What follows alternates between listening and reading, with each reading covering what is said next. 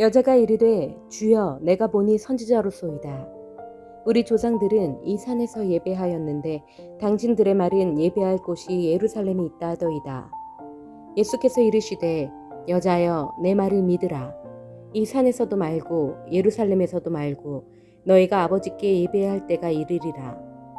너희는 알지 못하는 것을 예배하고 우리는 아는 것을 예배하노니 이는 구원이 유대인에게서 남이라. 아버지께 참되게 예배하는 자들은 영과 진리로 예배할 때가 오나니 곧 이때라. 아버지께서는 자기에게 이렇게 예배하는 자들을 찾으시느니라.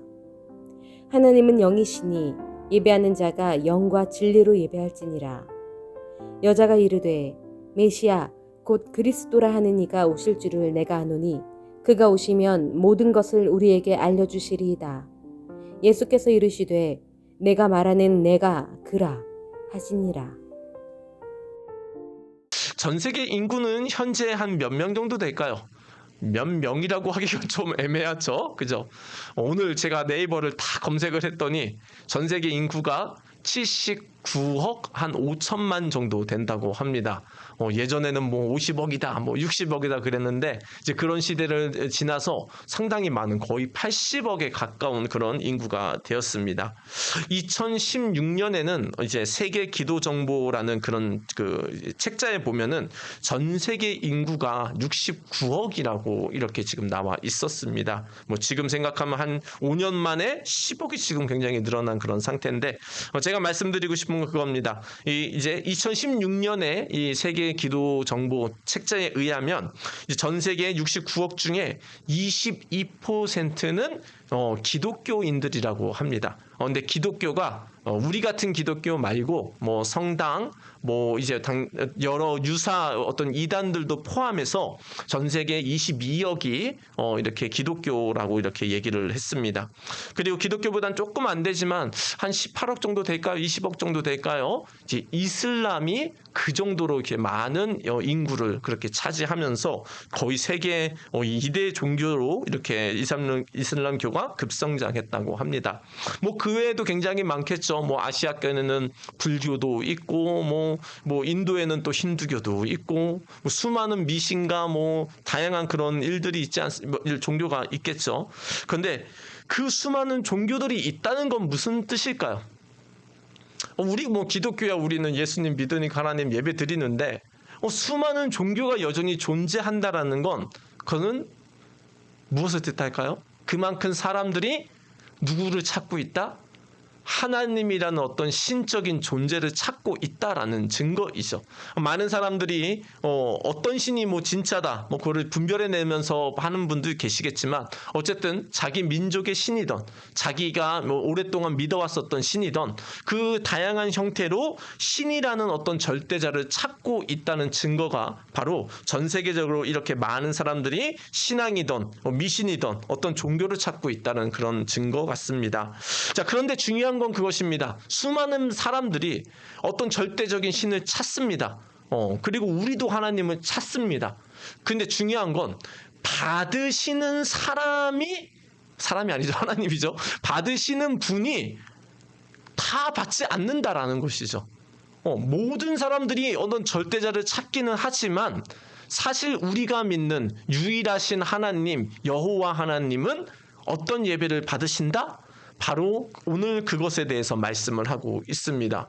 이렇게 생각하면 그런 겁니다. 수많은 사람들이 하나님을 찾고는 있지만 상당히 많은 사람들은 하나님이 받지 않는 예배를 드리고 있는 것이고 굉장히 억울하고 정말 손해되는 그런 인생을 지금 살고 있다라는 것이죠. 우리는 이 참된 예배자와 관련해서 첫째 주에는 어떤 걸 살펴봤었죠? 주일 예배도 드리고 모든 예배를 드릴 때 하나님을 뜨겁게 사랑해야 된다. 그래서 하나님을 경험해야 된다라는 참된 예배자를 살펴보았고 지난 주일에는 이제 하나님을 우리 마음 중심에 모시고 주중에 살아가며 영적 예배를 드려야 된다. 삶의 예배를 드려야 된다라고 우리가 살펴보았습니다. 하지만 그것보다 더 중요한 게 사실은 오늘 말씀입니다. 왜냐하면 아무리 마음을 뜨겁게 내가 하나님께 드린다고 해도 그리고 내가 열심히 하나님 앞에 한다고 한들 받으시는 분이 안 받으시면 그 예배는 어쩌면 공든탑이 완전 무너지는 것과 같다라는 것이죠. 그렇다면 하나님께서는 어떤 예배를 받으실까요? 그리고 우리는 그러면 하나님이 받으시는 예배를 드리기 위해 우리는 어떤 예배자가 되어야 될까요? 오늘 요한복음 4장 말씀을 통해서 그것을 함께 살펴보며 은혜 받기를 원합니다. 우리 오늘 요한복음 4장 말씀은 신앙생활을 조금 하셨던 분들은 좀 많이 익숙한 본문일 수도 있습니다. 하지만 여전히 우리가 이 말씀이 중요하기 때문에 우리가 살펴보면 좋을 것 같습니다. 오늘 본문에 보니 어떤 한 여인이 나옵니다. 우리 한번 19절 같이 읽겠습니다. 시작.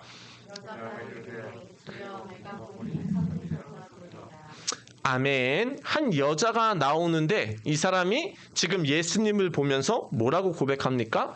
선지자로 소이다. 한마디로 어떤 능력자다라고 지금 이 여인이 예수님을 지금 인식한 거죠. 잠깐 이제 배경을 말씀드리면 그렇습니다. 지금 이 여인은 사마리아 지역에 사는 여인이고요. 예수님은 이제 지역 색깔로 봤을 때, 국적으로 봤을 때 어느 나라 사람이죠? 유대인이고 또 이제 유대 지역에 사는 사람이었습니다.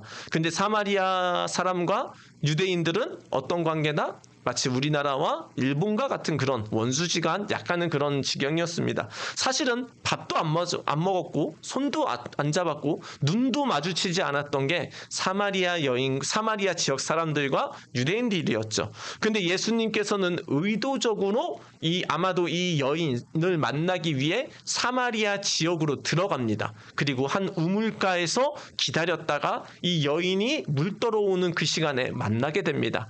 그리고 여차여차 이런저런 얘기를 합니다. 예수님께서 여인에게 나에게 물 좀 다오. 그러면서 그 여인은 왜 나한테 유대인이 왜 나한테 말을 걸어요? 막 그런 가운데 이제 예수님께서 그 여인이 그 숨기고 있었던 아무도 말하지 못하는 남편이 과거에 5이 있었고 지금도 어떤 남자와 살고 있는 그런 그 여자의 어떤 과거의 상처를 이렇게 말씀을 합니다. 근데 아무도 그거를 얘기한 적이 없었는데 이 예수님한테 당연히 이 여인이 말을 하지 않았으니까요. 근데 말하지도 않은 걸 예수님이 말아 맞추는 걸 보면서 이 여자는 뭐라고 생각합니까? 내가 보니 당신은 선지자십니다. 내가 말하지도 않은 것들을 당신은 다 아네요 라고 하면서 이렇게 지금 인식을 하게 된 거죠. 그러면서 이 여인이 지금 예수님께 이제 물어보는 게 생긴 겁니다. 그런 건 다른 게 아니라 바로 우리 20절인데요. 20절 같이 읽습니다. 시작. 우리 조상들은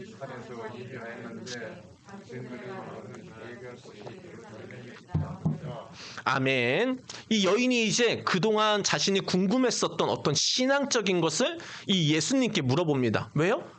이 예수님은 자신의 과거와 상처까지도 다 알고 계시는 능력자시기 때문이죠. 그리고 이 여인이 말하길 이러는 거죠.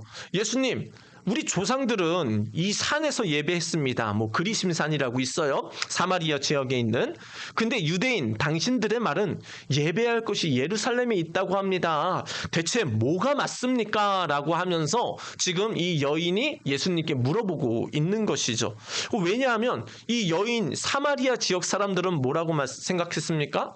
이제 성경 말씀을 보되 이제 자신들이 믿고 있는 절대자는 이 그리심산이라는 사마리아 지역에 있는 곳에서만 예배를 드려야 된다라고 해석을 했습니다. 그리고 유대인들은 어떻게 해석했죠? 하나님께서 어떤 장소에서 예배를 드려야 된다라고 했는데 그 장소를 어디로 생각했죠? 다윗의 아들 솔로몬이 지은 예루살렘에 있는 성전이라고 생각을 한 겁니다. 그런데 그래도 보니까 지금 어떻게 됐습니까? 같은 성경을 가지고 있는데도 해석이 다르니까 우리는 사마리아 지역 사람들은 그리심산에서 예배드리는 게 하나님을 예배드리는 거야. 유대인들은 뭐라고 합니까? 아니야. 예루살렘에서 예배드리는 게 하나님이 받으시는 예배야. 이 같은 성경을 가지고도 지금 해석이 다르니까 자기가 뭐가 맞는지 지금 헷갈리는 상황인 것이죠. 그러면서 이제 예수님께서는 이렇게 대답을 지금 알려주고 있는데요. 그 예수님의 대답은 무엇일까요? 우리 21절 하면 제가 읽어보겠습니다. 예수께서 이르시되 여자여 내 말을 믿으라. 이 산에서도 말고 예루살렘에서도 말고 너희가 아버지께 예배할 때가 이르리라 라고 지금 말씀합니다. 그 정답이 뭐죠? 그러면 어디서 예배 드리는 게 맞다? 둘 다 아니라는 거죠, 지금. 둘 다 아니라는 거죠. 이 산에서도 말고, 사마리아 지역에 있는 그 그리심 산에서도 말고, 예루살렘 성전에서도 말고, 지금까지는 예루살렘 성전에서 많은 유대인들이 예배 드렸는데, 예수님께서는 한 차례 더 나아가서는 이제는 뭐예요? 예루살렘에서도 아니다라고 얘기를 합니다. 그리심산은 원래 아닙니다. 잘못된 해석인 거고. 그럼 예루살렘에서 솔로몬이 성전을 지으면서 거기서 예배드리는 게 맞는데 사실은 예수님께서는 뭐라고 말씀합니까? 예루살렘에서도 말고라고 하면서 이제는 여기도 아니다라는 거죠. 그러면서 이제는 어떤 때가 왔다? 너희가 아버지께 예배할 때가 이르렀다라는 겁니다. 때가 이르렀다라는 겁니다. 이제는 예루살렘에서도 예배드리는 게 아닌 때가 이르렀다라고 지금 말씀을 하고 있는 것이죠. 왜요? 이제는 누가 오셨어요? 구원자 되신 예수님이 이 땅에 오셨기 때문에 이제는 예루살렘을 넘어서 이제 더 하나님이 원하시는 예배를 드릴 때가 왔다라는 걸 지금 말씀을 하고 있죠. 예수님이 오시기 전에는 예루살렘에서 예배 드리는 게 맞았습니다. 근데 이제는 예수님께서 이 땅에 우리를 구원하러 오셨기 때문에 이제는 예루살렘을 넘어서 예배를 드려야 될 때가 왔다라고 지금 예수님은 말씀하시는 거죠. 자, 그렇다면 대체 뭐가 어떻게 예배 드리는 게 맞냐라는 거죠. 그래서 23절은 예수님이 다시 한번 말씀합니다. 우리 같이 한번 읽습니다. 시작. 아버지께 참되게 예배하는 자들은 영과 진리로 예배할 때가 오나니 곧 이때라. 아버지께서는 자기에게 이렇게 예배하는 자들을 찾으시느니라. 아멘. 지금 예수님께서는 뭘 말씀합니까? 아버지께 참되게 예배하는 자들은 어떻게 예배한다? 영과 진리로 예배할 때가 왔는데 곧 언제라? 이때라라는 겁니다. 이제는 지금부터는 어떻게 예배드리는 게 맞는 거다? 영과 진리로 예배하는 때가 이제는 왔다라고 말씀하고요. 세 번째 주, 네 번째 주 보면은 아버지께서는 자기에게 이렇게 예배하는 자들을 찾으신다라고 말씀을 합니다. 이렇게 예배하는 건 뭐죠? 영과 진리로 예배하는 자들을 하나님 아버지가 찾고 계신다라고 지금 말씀을 하고 있는 거죠. 자, 그렇다면 질문이 있습니다. 그 영과 진리로 예배하는 게 뭘까요, 그러면? 그 영과 진리로 예배한다는 게 뭘까요? 자, 우선은 하나 좀 살펴봐야 될 건 이 산에서도 말고 예루살렘에서도 아니라 그랬습니다. 이 말은 그러면 지금은 어떤 특정한 장소에서 예배를 드리는 게 맞다? 아니다? 아니다라는 거예요. 이제는 예수님이 오시기 전까지는 예루살렘 중심으로 예배 드렸지만 이제는 예수님이 오셨기 때문에 어떤 한 특정 장소를 가지고 내가 예배를 드릴 때 하나님 받으신다라는 예배적인 관계는 아니다라는 거예요. 사실 뭐 과거 구약에서도 그랬어요. 이스라엘 사람들이 바벨론의 포로로 끌려갑니다. 그럼 바로 바벨론에 끌려간 사람들은 예루살렘에 올 수 있습니까? 없습니까? 당연히 못 오죠. 그러면 어떻게 예배를 드렸을까요? 못 오니까 예루살렘을 향해서 그렇게 예배를 드렸죠. 그래서 거기서 회당도 세우고 막 그렇게 했었던 것 아닙니까? 사실은 하나님께서는 과거에도 어떤 한 특정한 장소만은 고집하시기보다는 어쨌든 하나님을 중심으로 예배를 드리기 위해 어쨌든 예루살렘이라는 한 성전을 그렇게 주셨던 거죠. 하지만 이제는 예수님이 오셨기 때문에 어떤 장소에 얽매이는 예배가 아니고 뭐가 중요하다? 영과 진리로 예배를 드리는 게 중요하다라는 겁니다. 그래서 우리는 오늘날의 예배를 드릴 때 어떤 특정한 곳을 우리가 고집할 필요는 없습니다. 뭐 지금 북한에 있는 분들, 성도님들 어떻게 예배 드릴까요? 지하에서, 집에서, 아무도 안 보는 데서 조용히 예배 드립니다. 우리 이렇게 막 찬양하고 막 기도하잖아요.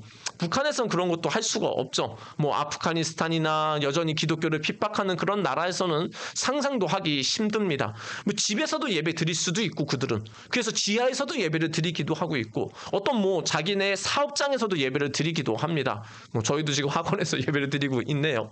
그래서 어떤 특정한 장소를 내가 꼭 여기서 드려야 된다. 그거는 전혀 아니라는 시대다라는 것이죠. 그렇다면 결국은 지금 중요한 건 장소보다 이제 중요한 게 뭐다? 영과 진리로 예배를 드리는 게 중요한데, 이제 과거에는 이 본문을 가지고 많은 분들이 우리의 마음을 다해서 예배를 드려야 된다라고 좀 많이 그렇게 선호를 했습니다. 뭐 그것도 당연하겠죠. 그건 뭐 상식 아닐까요? 우리가 마음을 다해 하나님 예배 드리는 거 뭐 당연하겠죠. 우리가 인간관계에서도 우리가 마음을 다하느냐 안 다하느냐 상대방이 알까요, 모를까요? 당연히 알죠. 상대방을 사랑하냐 안 사랑하냐 그냥 다 느껴지잖아요. 근데 우리가 하나님께 마음을 안 드리면 하나님이 뭐 아실까요, 모를까요? 당연히 다 알고 계시죠. 그래서 마음을 다해서 예배 드리는 건 당연한 건데, 이 마음을 다해서 예배 드리는 거 기독교만 할까요? 다른 종교에서도 할까요? 다른 종교가 더 합니다. 뭐 저는 아직 경험해보지 않았죠. 혹시 108배 뭐 절 해보셨어요? 108배 정도 절을 하면은 이제 이미 다리가 풀린다고 합니다. 근데 혹시 1000배도 하시는 거 아세요? 1000배도 합니다. 이렇게 다른 종교 뭐 불교라든지 이렇게 그들이 믿는 신한테 1000배를 올린다고 합니다. 그래서 하면 아마 다리가 완전히 아마 풀리는 정도가 아니고 아마 며칠은 더 내워야 될 건데, 그들의 열심은 사실은 기독교보다 더 할 정도예요. 심지어 뭐 다른 종교들도 어쩌면 기독교보다도 더 열심을 내는 종교들이 많습니다. 그래서 지금 우리는 열심을 지금 볼 때가 아니고, 사실은 영과 진리로 예배한다는 우리가 이 어원을 조금 보면 좋을 것 같습니다. 영은 뭘까요, 여기서? 영은 이제 뭐 과거 이제 구약에서는 루아흐라고 해가지고 우리의 마음, 우리의 영혼 혹은 성령을 그렇게 뜻하는 단어가 이제 영이라는 그런 단어였습니다. 근데 여기서 영이라는 단어가 이제 마음을 넘어서 지금 뭘로 이제 우리가 많이 보고 있냐 하면 성령으로 지금 보고 있다라는 것이죠. 그러면 성령으로 보면은 바로 하나님은 영이신데, 눈에 안 보이시는 그런 분이신데, 예배하는 자는 이제는 뭘로 예배를 드려야 된다? 성령으로 예배하는 자를 하나님이 예배자로 받으신다라는 겁니다. 고린도전서 3장 16절은 이렇게 말씀합니다. 한번 읽어보면, 제가 읽어보겠습니다. 너희가 하나님의 성전인 것과 하나님의 성령이 너희 안에 계시는 것을 알지 못하느냐. 아멘. 예수님을 믿는 자에게는 누가 우리 마음속에 오십니까? 성령이 오십니다. 그래서 성령이 우리 안에 오시니까 우리 몸이 뭐가 되는 거죠? 성전이 되는 것이죠. 성령이 오시니까 성령님이 거하시는 우리가 뭐 멋있든 안 멋있든 대단하든 안 대단하든 그 안에 계신 분이 성령이기 때문에 우리는 성전이 된다라는 건데, 어쨌든 예수님을 믿으면 우리 안에 누가 오신다? 성령님이 오신다라는 것이죠. 그 반대로 얘기하면은 예수님을 믿지 않는 사람들은 마음속에 성령님이 계실까요? 안 계실까요? 계시지 않는다라는 것이죠. 이게 지금 기독교와 다른 종교와의 차이다라는 거예요. 어떤 열심, 우리의 어떤 그 지극 정성으로 하나님이라는 어떤 절대자로 나아가는 거는 기독교나 세상 종교는 어쩌면 비슷하거나 기독교가 더 떨어질 수도 있습니다. 근데 중요한 건 구원에 있어서는 인간의 노력으로 자신을 구원할 수 있을까요? 그렇지 않다라는 것이죠. 인간은 죄인이기 때문에, 인간은 능력이 제한되어 있기 때문에 자기 자신도 구원을 못할 뿐만 아니라 다른 사람도 구원할 수 있는 존재가 아니다라는 것이죠. 그래서 구원에 있어서는 결국은 하나님께서 우리에게 길을 열어주셔야 우리가 구원받을 수 있는 거죠. 망망한 대해에 물에 빠진 어떤 사람이 있다고 합니다. 그 힘센 파도와 그 바다의 깊은 곳 혼자 나올 수 있을까요? 못 나온다라는 거죠. 나오려면 어떻게 해야 될까요? 누군가가 배에서 튜브를 던져줘야 구원이 시작된다라는 거죠. 인간도 마찬가지입니다. 인간이 죄 가운데 빠져있고 여전히 인간의 스스로의 연약함에 빠져있기 때문에 스스로는 어떤 열심으로는 구원을 이룰 수 있는 존재가 아니다라는 것이죠. 그래서 마찬가지로 하나님께서도 자신이 찾으시는 예배자는 바로 뭐냐? 내가 보낸 구원자 예수님을 믿고 성령을 받은 자가 바로 누구다? 하나님이 받으시는 예배자다라는 겁니다. 다시 한번 정리를 하면, 인간의 열심과 노력으로 나아가는 그 정성으로 나아가는 자를 하나님이 받으시는 게 아니라 뭘로 받으신다? 하나님은 자신이 보내신 구원자 예수를 받아들임으로 성령을 받은 자가 바로 이렇게 하나님이 받으시는 예배자다라는 것이죠. 그래서 요한복음 14장 16절에서는 이렇게 말씀합니다. 우리 같이 읽습니다. 시작. 예수께서 이르시되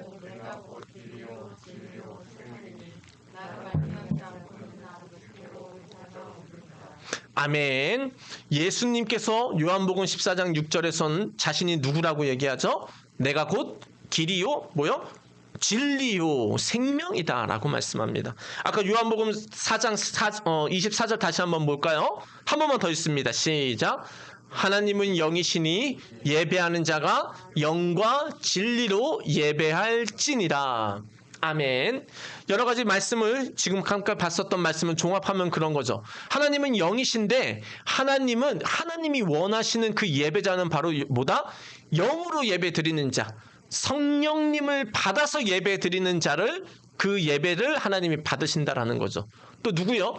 진리 대신 예수님을 믿고 예수님을 통해서 하나님께 나아가는 자의 예배를 하나님이 받으신다라는 겁니다.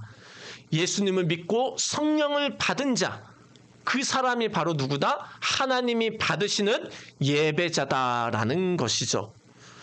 자, 그러면 예수를 아직 믿지 않는 사람은 그럼 이제 어떻게 해야 될까요? 자신의 노력으로 하나님께 나아가기 이전에 뭘 해야 되죠? 예수님을 먼저 믿어야 되는 것이죠. 요한복음 3장 16절의 말씀처럼 이제 예수님을 먼저 믿어야 되는 겁니다. 화면에 보면 하나님이 세상을 이처럼 사랑하사 독생자를 주셨으니 이는 그를 믿는 자마다 멸망하지 않고 영생을 얻게 하려 하십니다. 하나님이 보내신 그 구원자 독생자 예수를 믿고 먼저 내 마음에 성령이 오셔야 영생의 관계가 하나님과 시작이 되는 겁니다. 그래서 아직 하나님을 믿지 않는 사람, 예수님을 믿지 않는 사람은 어떤 지극정성 열심 이전에 예수님을 내가 먼저 믿어야 되는 것이죠. 자, 그러면 이제 내가 지금 교회 생활을 하고 있는 분들, 그리고 교회를 다니고 있는 분들은 지금 어떻게 해야 될까요? 그분들은 바로 이제 예수님을 나의 구원자로 나의 인정하며 내가 살아가야 된다라는 겁니다. 혹시 찬양 중에 그런 찬양들은 많습니다. 사실은 뭐 예를 들어서 뭐 이런 찬양 들어보셨나요? 뭐 보혈을 지나 하나님 품으로, 뭐 보혈을 지나 아버지 품으로. 이 보혈이 뭐죠? 예수님께서 우리를 위해 십자가에서 흘리신 그 피를 말하는 거죠. 우리는 그냥 피인데 그 예수님은 거룩한 피다. 그래서 죄를 용서해주고 구원하는 피다 해서 보혈이다라고 하는 거죠. 자, 예수님을 믿는 사람들이 이제는 영적으로 예배드린다라는 건 뭐냐? 이 예수님께 반응하며 살아가는 거다라는 거죠. 그러니까 예수님을 믿었어요. 성령님도 오셨어요. 그러면 어떻게 하라고? 그게 아니고 나를 구원하신 분이 예수님이시고 그 성령님이 나와 함께 계신다면 이분에게 우리가 감사하며 반응하며 살아가야 된다라는 것이죠. 그 반응이 이제 또 찬양일 수도 있고 반응이 뭐 기도일 수도 있고 반응이 하나님 앞에 어떻게 주님이 원하시는 걸 찾으며 살아가는 삶일 수도 있습니다. 중요한 건 어떻게 해야 되냐? 예수님께 감사하며 반응하는 삶이 일어나는 게 보다 하나님이 받으시는 예배자다라는 겁니다. 부모님께서 예를 들어 이제 부모님께서 세상에서 우리 자녀들에게 지극정성으로 공부시키고 먹이고 유학도 보내서 이제 좋은 이제 그 대학원과 뭐 실력과 해서 이제 결혼을 했습니다. 결혼을 했는데 이제 자녀가 이제 부모님 당신과 나는 이제 부모님을 떠나 이제 내가 이제 새로운 가정을 이뤘으니 난 부모님 이제 당신은 신경 안 쓸게요. 그동안 감사했습니다. 안녕히 계세요. 이렇게 한다면 부모님의 마음은 어떨까요? 불효막심한 거 아닙니까? 내가 그동안 너를 위해서 투자한 돈이 얼마고 내가 너를 위해 아플 때 힘들 때 내가 너를 지극정성으로 보살핀 게 얼마고 그리고 내가 너를 위해서 지금까지 몇십 년을 살아왔는데 아니 결혼했다고 그냥 완전히 끝내? 물론 결정권은 이제 새로운 가정에 갔지만 그렇다고 부모와의 연을 끝내? 이거는 그냥 뭐 세상 사람들도 하지 않는 말도 안 되는 일인 것이죠. 결혼을 했으면 이제는 뭐죠? 그동안 감사하며 또 부모님께는 또 부모님대로 또 모시고 또 우리의 또 가정을 이루며 살아가야 되는 것이죠. 근데 마찬가지로 이제 예수를 믿었는데 이렇게 생각하는 겁니다. 뭐 생각을 안 할지라도 실제 그렇게 살아가는 거죠. 예수님 나를 위해 십자가에 죽어주시 감사해요. 예수님 믿고 성령님 받았어요. 나 이제 구원 받았습니다. 주님 감사합니다. 이제 내 맘대로 살게요. 근데 많은 기독교인이 지금 이렇게 살고 있다라는 것이죠. 예수도 믿었고 성령님도 받았어요. 진짜 예수님 믿었으면 성령님 받았으면 지옥은 가지 않겠죠. 그런데 문제는 뭐냐? 하나님께 불효막심하게 산다라는 거죠. 예수님께서 나를 사랑하시고 나를 위해 해주신 것에 대해서 내가 전혀 반응하지 않고 살아간다라는 거죠. 전혀라고는 말할 수는 없지만 하나님 예수님께서 나에게 해주신 그 사랑, 그 예수님이 그 하늘의 영광을 버리고 이 죄인의 세상에 오셨고 내가 죽어야 될 그 핏값과 그 죄값을 대신해서 채찍에 맞고 십자가에 죽으시고 피 흘려 죽기까지 하셨는데 그것에 대한 내가 예수님께 대한 반응이 굉장히 미약하다라는 것이죠. 예수님이 원하시는 지금 하나님이 찾으시는 예배자는 무엇입니까? 바로 이제 예수를 믿고 성령님을 받았으면 그 예수님께 반응하며 살아가는 삶을 그런 예배자를 지금 찾으신다라고 하는 겁니다.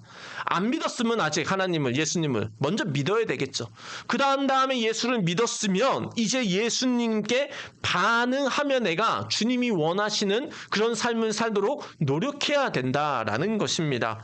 그래서 고린도전서 3장 17절은 이렇게 경고의 말씀도 합니다. 우리 같이 한번 읽습니다. 시작. 누구든지 하나님의 성전을 더럽히면 하나님이 그 사람을 멸하시리라. 하나님의 성전은 거룩하니 너희도 그러하니라. 아멘. 아까는 누가 하나님의 성전이라고 했었죠? 고린도전서 3장 16절에서는 너희가 하나님의 성전인 것과 예수를 믿는 사람이 누구다? 성전이다라고 했습니다. 근데 바로 그 다음 절에서는 이 성령님이 계신 성전, 자기 자신의 몸을 더럽히면 하나님이 그 사람을 어떻게 하실 수도 있다? 멸하실 수도 있다라는 경고의 말씀을 하고 있다라는 것이죠. 이 말인 겁니다. 예수 믿었고 은혜도 받았고 하나님이 주신 능력도 받아서 이제는 자기가 다 했다고, 자기가 이제는 하나님은 필요 없다고, 이제는 그동안 감사했다고 자기 중심으로 살아가는 걸 바로 하나님이 뭐라고 말씀합니까? 바로 지금 성전을 더럽히는 거다라고 지금 말씀을 하고 있는다라는 것이죠. 세상적으로도 우리가 누군가에게 무언가를 받으면 어떻게 합니까? 감사합니다. 그리고 반응을 합니다. 우리가 말로 반응을 할 수도 있겠죠. 선물을 드릴 수도 있겠죠. 그분이 원하는 거 뭔가 도와드릴 수도 있습니다. 우리가 세상에서도 도움을 받으면 우리가 반응을 하게 돼 있는데 그렇다면 하나님께서 내가 죽어야 되고 천벌을 받아 마땅한 나를 그 예수님께서 십자가에 죽으심으로 나를 구원하셨다면 이제는 우리가 어떻게 하나님께 반응을 하며 살아가야 됩니까? 사실은 우리는 우리의 생명을 드려도 부족한 그런 하나님께 대한 것이 되겠죠. 아무리 우리의 것을 드려도 주님이 보시기에 합당한 그런 반응은 없을 겁니다. 하지만 그럼에도 불구하고 주님은 뭘 원하신다? 이제는 예수님께 반응하며 살아가기를 원한다라는 거죠. 감사하며 반응하고 예수님 정말 감사합니다. 주님께 내가 찬양도 불러드리고 또 내 삶의 모든 부분에서 예수님이 내게 원하는 게 뭘까도 생각하면서 주님한테 내가 반응하면서 살아가는 삶이 바로 뭐다? 주님이 찾으시는 영과 진리로 예배하는 자들이다라는 것이죠.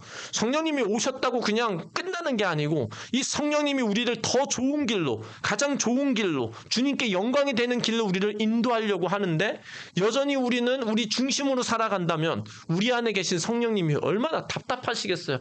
내가 너 도와주러 왔는데, 내가 너를 가장 좋은 길로 인도하려고 왔는데 너는 왜 나를 찾지 않니? 왜 나한테 도움을 구하지 않니? 우리 안에 계신 성령님이 얼마나 답답하시겠습니까? 우리는 오늘부터 예배자가 돼야 되는데 이런 예배자가 돼야 됩니다. 아까도 봤었던 말씀이지만 한 번 더 같이 읽습니다. 시작. 하나님은 영이시니 예배하는 자가 영과 진리로 예배할지니라. 아멘. 이제부터 우리는 예수님을 믿고 성령을 받아 예수님께 반응하는 삶을 살아가는 참된 예배자가 되기를 예수님의 이름으로 축원드립니다. 단순히 내가 예수님 믿었어, 성령님 받았어, 아예 천국 자녀 됐어, 감사해, 여기서 끝나는 아주 어린애 같은 신앙생활이 아니라 그렇게 예수님께서 나를 구원해 주시고 내게 은혜를 베풀어 줬다면 이제는 내가 예수님께 어떻게 반응하며 살아갈까? 주님께 내가 이 은혜를 어떻게 갚으며 살아갈까? 이 영과 진리로 예배 드리는 주님이 찾으시는 참된 예배자가 되시기를 예수님의 이름으로 축원드립니다. 우리가 예수님께 이제는 반응하며 살아간다면 주님은 우리에게 어떤 은혜를 주실까요? 그거 아십니까? 우리가 정말 힘들고 어려울 때 개인적으로는 다른 찬양보다 이 예수님의 보혈과 관련된 찬양을 하면 굉장히 은혜가 많이 오고 회복이 빠릅니다. 그 이유는 뭘까요? 예수님이 우리의 죄를 어디서 용서해 주셨죠? 십자가의 그 보혈, 피로 용서를 해주셨죠. 그리고 언제 우리의 천벌을 대신 받으셨죠? 예수님이 십자가에 피 흘리면서. 그리고 언제 우리가 당해야 될 그 죽음을 대신 당하셨죠? 예수님이 십자가에 피 흘리심으로. 그래서 우리가 힘들고 어려울 때 이 예수님께 반응해서 그 예수님의 그 십자가와 보혈을 생각하며 찬양하면 놀라운 하나님의 회복과 은혜가 우리에게 주어지게 됩니다. 주님께 반응하는 자, 우리가 어떤 상황에 있어서 눌려있을 그 상황에서도 주님을 찬양한다면 우리의 영혼은 회복되게 돼 있습니다. 또 이제 우리가 예수님께서 우리에게 해주신 그 일에 반응하며 영과 진리로 우리가 예배하며 살아간다면 이제는 주님께서 우리의 주인이 되셔서 우리의 삶을 이끌어 주실 것입니다. 정말 자신 있으십니까? 우리가 우리 인생을 다 책임지며 살아가기를? 모르겠어요. 저도 이제 42년, 43년 살았지만 제가 할 수 있는 어떤 일보다는 제가 모르는 일, 내가 할 수 없는 일들이 세상에 얼마나 많은지도 모르겠습니다. 오늘도 아침에 일어나니까 이상하게 눈이 뿌였습니다. 정말 이런 현상이 없었는데 뭔가 모르겠어요. 눈이 뭔가 지금도 뿌옇고 보이긴 하는데 눈에도 뭔가 이제 이상 신호가 오면서 야, 내가 이렇게 됐구나 지금 그런 생각을 지금 하고 있다라는 거죠. 우리 건강이 어떻습니까? 얼마나 한계가 있습니까? 근데 이제는 우리가 주님께 반응하며 살아간다면 연약한 육신이 있고 부족한 많은 삶이 있을지라도 주님께서 우리의 삶을 가장 좋은 것으로 우리를 이끌어 가실 거다라는 것이죠. 우리 성도님들 단순히 그냥 예수님 믿고 성령님 받고 그냥 내 마음대로 살아가는 불효막심한 그런 성도가 아니라 정말 예수님께서 나를 위해 십자가에 죽으시고 나를 구원하셨다는 것에 감사하며 주님께 반응하시는 영과 진리로 예배 드리시는 모든 성도님들 되시기를 예수님의 이름으로 축원드립니다.